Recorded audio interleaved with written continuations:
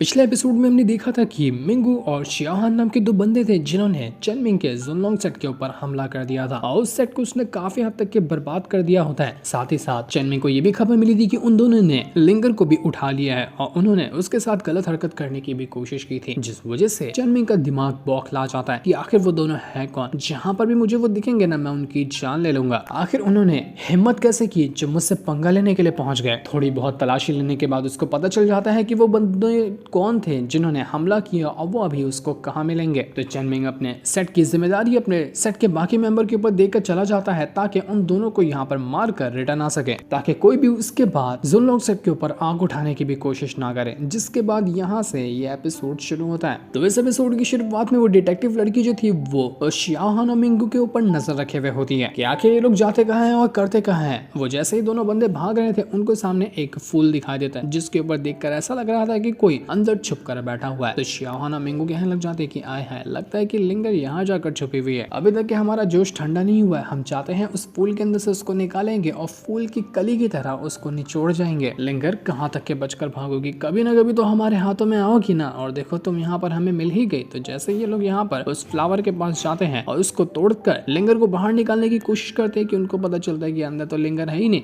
अंदर एक गुड्डा रखा हुआ था और वहां पर बहुत सारी मधुमक्खी होती है जिन्होंने देखते साथ ही उस शियाहान और मिंगू के ऊपर अचानक में ही हमला कर दिया था। वो दोनों अपनी जान बचाकर भागने लग जाते कि भाई इसकी टांग ये क्या है, अभी किसी मधुमक्खी का छत्ता तो नहीं तोड़ दिया हमने, ये लोग हमारे पीछे क्यों पड़ गए। ये मधुमक्खी इतनी खतरनाक थी कि किसी को भी काट ले तो उसकी हवा निकल जाए। तो इतनी सारी मधुमक्खी उनके पीछे पड़ चुकी थी और ये काम किसी और का नहीं बल्कि डिटेक्टिव और लिंगर दोनों का था। उन्होंने यहाँ पर उस फूल के अंदर गुड्डा रखने का प्लान बनाया था ताकि इन दोनों को फंसा सके और उनके जाल में ये शियाहान और मिंगू जाकर फंस भी गए थे। लिंगर जो थी वो यहाँ पर खुद को रिकवर कर चुकी थी और बहुत सारे पिल वगैरह और तालिस्मान वगैरह को लगाकर एक तरह का जाल बनाने की कोशिश कर रही थी ताकि जैसे ही यहाँ पर वो शियाहान और मिंगू आए दोनों इस जाल के अंदर फंसकर अपनी जान गंवा दे। तो यहाँ पर वो डिटेक्टिव लड़की उसे कहने लग जाती है कि इतने ज्यादा तालिस्मान और इतने सारे पिल वगैरह को तुम वेस्ट कर रही हो, कहाँ से आए तुम्हारे पास ये सारे। तो यहाँ पर लिंगर कहने लग जाती कि ये सारे मेरे सेट मास्टर ने दिया है, बहुत सारे दिए थे उन्होंने, और उन्होंने कहा था कि अगर कोई बदमाश मुझे परेशान करे तो मैं सारे के सारे इन हर्ब्स और तालिस्मान का इस्तेमाल कर सकती हूँ। तो यहाँ पर डिटेक्टिव लड़की कहने लग जाती है कि अच्छा सेट मास्टर ने तुम्हें दिया है, साफ साफ कहो ना कि तुमने यहाँ पर सेट के अंदर से चोरी कर लिया। मुझे पता है कि तुम कितनी बड़ी चोर हो और चोरी करने से तुम कभी भी बाज नहीं आने वाली। तो लिंगर कहने लग जाती कि हाँ मुझे पता है कि बहुत ज्यादा जानकारी रखती हो डिटेक्टिव जो हो तुम। अब चलो यहाँ से, मैंने अपना जाल बिछाने की तैयारी पूरी कर दी है और वो लोग यहाँ पर आते ही होंगे। जिसके बाद देखते ही देखते वहां पर वो शियान और मिंगू दोनों आकर पहुंच जाते हैं और उन्होंने उसी जाल के ऊपर पैर रख दिया था जो कि लगाया था यहाँ पर अभी लिंगर ने। तो जैसे वो लोग यहाँ पर आते हैं उनको एक आग का गोला चारों तरफ से घेर लेता है जिसके अंदर वो जाकर फंस चुके थे। जिसके बाद देखते ही देखते वहां पर कई सारे तालिस्मान आते हैं और तालिस्मान ने उनके ऊपर अटैक करना शुरू कर दिया था। ये तालिस्मान कंट्रोल करने वाले तालिस्मान थे, मतलब कि इनकी मदद से किसी के ऊपर भी अटैक किया जाए तो वो इंसान जिसने भी तालिस्मान लगाया है ना उसके कंट्रोल में चला जाएगा। तो ये होते साथ ही लिंगर ये करती है कि वो जो मिंगू था उसको कंट्रोल करते हुए शियाहान को थप्पड़ ही थप्पड़ मारना शुरू कर देती है। जो देखकर शियाहान पागल हो गया था कि तेरी भैंस की टांग, तू मुझे मारेगा, तेरी हिम्मत कैसे हुई मुझ पे हाथ उठाने की। तो मिंगू कह रहा था कि अरे नहीं नहीं भाई, मैं तुझे नहीं मार रहा हूँ, मेरे हाथ अपने आप चल रहे हैं, मेरे हाथों का मेरे ऊपर कंट्रोल ही नहीं है। ये कहते साथ ही वो दो थप्पड़ और घसीट कर मार देता है उस शियाहान को, जिस वजह से शियाहान भड़क चुका था और ये यहाँ पर दोनों एक दूसरे को उठा पटक मारना शुरू कर देते हैं कि तेरी तो तू मुझे मारेगा, मैं तुझे मारूंगा। तो वहीं हम यहाँ पर फिशी को देखते हैं जो चुपके से ही चेनमिंग के ऊपर नजर रखने लग गई थी। जहाँ से भी चेनमिंग गुजरता और जहाँ पर भी वो जाता वो यहाँ पर उसका पीछा कर रही होती है ताकि चेनमिंग की पावर के बारे में वो जान सके। जहाँ से चेनमिंग गुजरा होता और थोड़ी बहुत उसकी पावर वहां पर रह जाती तो वो उसको कलेक्ट कर लिया करती। वो कहती कि पहले मैं यहाँ पर इस पावर के बारे में जानूंगी और उसके बाद चेनमिंग के पास जो डिवाइन ट्रेजर है ना उसकी भी पावर का पता लगाने की कोशिश करूंगी कि आखिर वो इतना ज्यादा स्ट्रॉन्ग कैसे है ताकि मैं उसकी कोई कमजोरी ढूंढ कर उसकी जान ले सकूं। तो वहीं शियाहान और मिंगू जो थे वो जैसे तैसे खुद को बचाने के बाद लिंगर के पास आकर पहुंच जाते हैं और उससे कहने लग जाते हैं कि तेरी हिम्मत कैसे हुई जो तूने यहाँ पर हमें जाल में फंसाने की कोशिश की। तुझे क्या लगता है कि ये मामूली सा जाल हम दोनों को यहाँ पर कैद कर लेगा? नहीं, अब गुस्सा दिला के तुमने हमारा जोश और चढ़ा दिया है और अब तो यहाँ पर एक से बदले दो लड़की मिल गई है, दोनों के यहाँ पर हम मजे लेंगे। तो यहाँ पर वैसे ही ये लोग जाने वाले थे कि तभी वहाँ पर चेनमिंग आकर पहुंच जाता है जो उनसे कहने लग जाता है कि दो कहाँ हैं, यहाँ पर तो तीन लोग हैं, मुझे नहीं देख रहे हो क्या, मेरे पास नहीं आओगे मजे लेने के लिए। जो देख कर लिंगर जो थी वो काफी ज्यादा खुशी आती कि सेट मास्टर अब आ गए मुझे बचाने के लिए, आप तो बहुत अच्छे हैं, क्या परफेक्ट टाइम पे आप एंट्री मारे हैं, उसकी तो कोई हद ही नहीं है। डिटेक्टिव लड़की जो थी वो यहाँ पर चेनमिंग से कहने जाती कि मैंने ही तुम्हें लोकेशन दी है ना यहाँ पर आने की, और देखो मैंने यहाँ पर लिंगर को ही बचाया था, तुम्हें पता है ना इसकी कीमत क्या लगेगी, 10 केक चाहिए चाहिए मुझे तुम्हारे हाथों के बनाए हुए।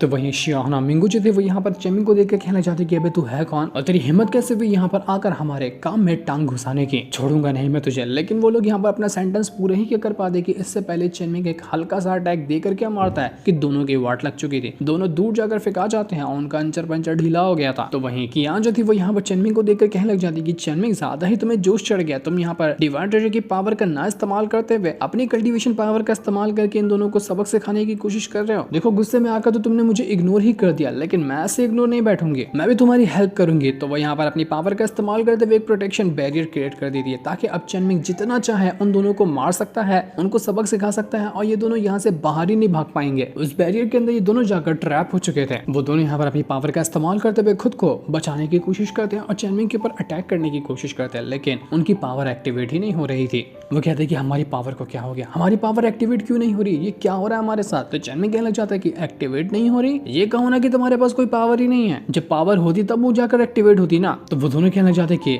हमारे पास पावर नहीं है, हमने कितने न जाने सेट को बर्बाद किया, कितने लोगों की जान ली अपनी पावर की मदद से, और तू कहता है कि हमारे पास पावर नहीं है। इतनी पावर है हमारे पास कि हम पूरी दुनिया को अपनी मुट्ठी में ले सकते हैं। तो चेनमिंग कहना चाहते कि अच्छा ऐसी बात है, मैं बताता हूं कि तुम्हारी पावर कितनी है। वो उंगली से इशारा करते हुए इतना छोटा सा हिस्सा बनाता है और उतना बनाते हुए कहता है कि देखो तुम्हारी पावर ना इतनी की भी बराबर नहीं है और बड़े आए मुझसे पंगा लेने के लिए। तो ये सुनकर वो दोनों बहुत ज्यादा गुस्सा हो चुके थे। वो कहते कि हमारे पास पावर नहीं है तो क्या हुआ, लेकिन हम तब भी यहाँ पर तुम्हें छोड़ने नहीं वाले। तो वो दोनों यहाँ पर अपनी पावर का जब इस्तेमाल नहीं कर पाते तो वो जो मिंगू होता है वो किसी तरह की डीवल टेक्निक का इस्तेमाल कर लेता है, जिस वजह से वो एकदम गंदा एकदम घिनौना नजर आने लग गया था। ये डेवल तरह की टेक्निक का वो जल्दी इस्तेमाल नहीं करता है और अपनी नॉर्मल कल्टीवेशन पे ही टिका रहता था। लेकिन जब यहाँ पर उसकी नॉर्मल कल्टीवेशन काम नहीं करी तो उसने इस तरह की टेक्निक का इस्तेमाल कर लिया, जिसको देखकर तो कियान अपना नाक बंद करने लग जाती कि छी यार कितनी गंदी बास मार रहा है इसके अंदर से, ऐसा लग रहा है कि कई सदियों से इसने नहाया नहीं है। तो वहीं शियाहान जो था वो अपना बड़ा वाला बेसबॉल बैट निकालता है और उसकी मदद से वो यहाँ पर चेनमिंग को मारने के लिए जा रहा था, लेकिन चेनमिंग एक उंगली से टच क्या करता है कि वो अपना बेसबॉल बैट लिए उड़कर बहुत दूर चला जाता है। उसकी हालत बुरी तरह से खराब हो चुकी थी, अब वो यहाँ पर अब कुछ कर भी नहीं पाता। मिंगू जो था वो यहाँ पर चेनमिंग से कहना चाहता है कि मेरी जो पावर है ना इसके अंदर से पॉइजन बाहर निकलता है और जो भी पॉइजन की चपेट में आएगा मैं उसकी जान ले लूंगा, वो सब के सब वैसे ही मारे जाने वाले हैं, तो तू भी नहीं बचेगा, खत्म हो जाएगा तू भी। तो ये सुनकर चेनमिंग कहना चाहते कि अच्छा ऐसी बात है, अभी तेरे को रुक फ्राई कर देता हूँ, जिंदा ही तुझे भून डालूंगा मैं। तो जैसे ही यहाँ पर वो जो मिंगू था चेनमिंग के ऊपर अटैक करने वाला था, चेनमिंग तुरंत ही अपने थंडर तालिस्मान को एक्टिवेट कर लेता है, जिस वजह से वहां पर थंडर पावर एक्टिवेट होने लगी थी और थंडर ड्रैगन यहाँ पर आने के बाद पूरी तरह से निचोड़ जाता है उस मिंगू को, जिस वजह से उसकी हालत बुरी तरह से खराब हो गई थी। अब वो यहाँ पर ढंग से खड़ा भी नहीं हो पा रहा था। ये देखते साथ ही शियाहान जो था वो तुरंत ही अपना बैट वैट उठाए वहां से भागने की कोशिश करता है कि भाई साहब भाग लो, जान बची तो लाखों भाई, मुझे मेरी जान प्यारी है, मुझे नहीं मरना इस चेनमिंग के हाथों। लेकिन कियान बीच में आते हुए उसके ऊपर ऐसा अटैक करती है कि वो वहां से भाग ही नहीं पाता और दोबारा से वहां पर आकर चेनमिंग के पास ही गिर जाता है। वो चेनमिंग के सामने माफी मांगते हुए उससे कहना चाहता है कि सर मुझे माफ कर दीजिए, आज से ना मैं आपको सर नहीं आप मेरे पापा है, आपको पापा कहकर बुलाऊंगा, लेकिन आप प्लीज मुझे माफ कर दीजिए, मेरी जान बख्श दीजिए, आप जैसा हार्ड बंदा मैंने कभी देखा ही नहीं, बहुत बड़ी गलती हो गई, मैं सॉरी कहता हूँ आपसे। तो मिंगू जो था वो भी यहाँ पर कहना चाहता है कि देखिए सर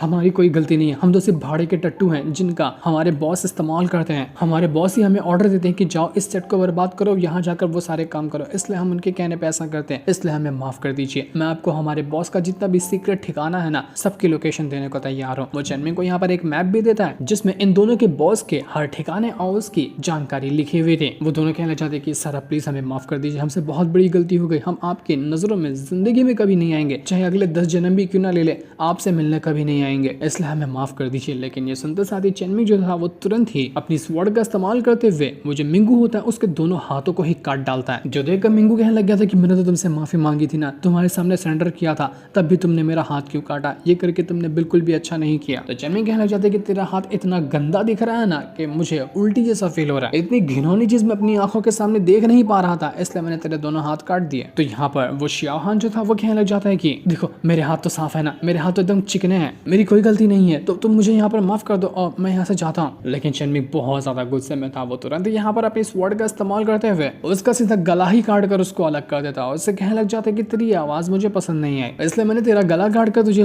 धड़ से अलग कर दिया, जिस वजह से यहाँ पर शियाहान मारा जा चुका था। ये देखकर मिंगू भी एकदम भड़क जाता है कि नहीं यहाँ पर तुम लोग हमें मार कर ही रहोगे, चाहे हम कितनी भी माफी भी क्यों ना मांग ले, हम आपसे कितनी रिक्वेस्ट करें कि हमें माफ कर दीजिए, हमारी कोई गलती नहीं है, लेकिन आप मानने के लिए तैयार ही नहीं, हम क्या करें आपके लिए, मारना है तो हमारे बॉस को जाकर मारिए ना।